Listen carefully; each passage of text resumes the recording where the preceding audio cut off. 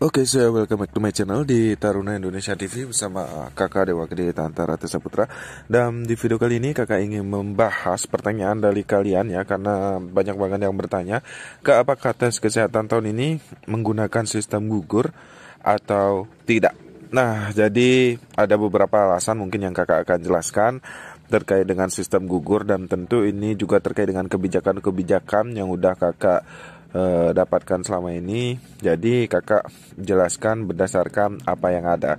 Dan tentunya sebelum video ini dimulai, seperti biasa silahkan di subscribe terlebih dahulu, dan jangan lupa juga untuk hit button loncengnya, karena kita akan selalu memberikan info terupdate terkait dengan perguruan tinggi kedinasan. Jangan lupa juga bagi kalian yang ingin mempersiapkan diri untuk tes psikotes, kalian bisa beli buku kita melalui Shopee dengan nama toko Dewa Gede Tantara, dan di situ udah lengkap.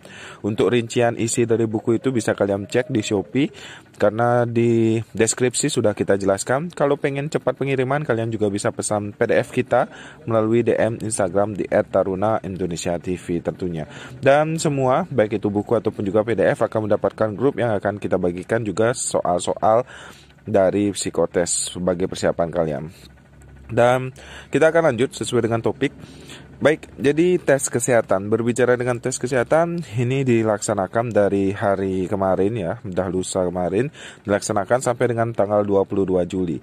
Nah, pertanyaannya, apakah ada sistem gugur di tes kesehatan? Di sini akan kakak jelaskan dulu logikanya yang pertama. Yang pertama adalah faktanya, tahun lalu itu tidak ada sistem gugur. Sistem gugur hanya ada di tes CAT SKD dan juga pantuhir ya. Pantuhir pengumuman kelulusan menjadi catatan yang sesungguhnya, seperti itu. Artinya dari tes kesehatan, semata psikotes sampai dengan wawancara itu tidak ada tes gugur. Ini fakta tahun lalu. Alasannya untuk mempersingkat waktu, karena tahun lalu itu masih masa pandemi. Itu alasan yang terkuat, masih masa pandemi. Nah, kita bandingkan dengan tahun ini. Tahun ini masa pandemi sudah menjadi endemi, artinya kita akan bersahabat dengan virus-virus yang ada. Nah, apakah kita apabila bandingkan dengan logika yang tadi kakak sampaikan, fakta di tahun lalu dan kondisi sekarang, artinya ya otomatis tahun ini tidak ada sistem gugur di tes kesehatan dan tes psikotes.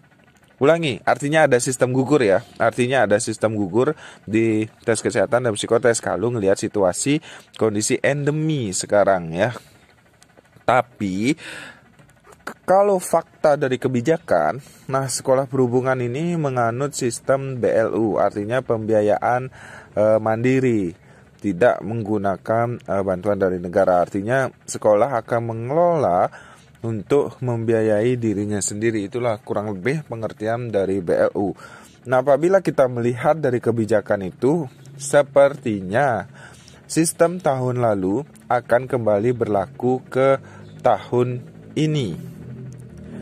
Nah, jadi apabila itu benar terjadi, yang fakta kedua ini terkait dengan kebijakan, ya otomatis tidak ada sistem gugur di tes kesehatan dan juga tes psikotes. Jadi sistem gugur itu hanya di tes CAT SKD dan juga di pengumuman kelulusan pantuhir nanti.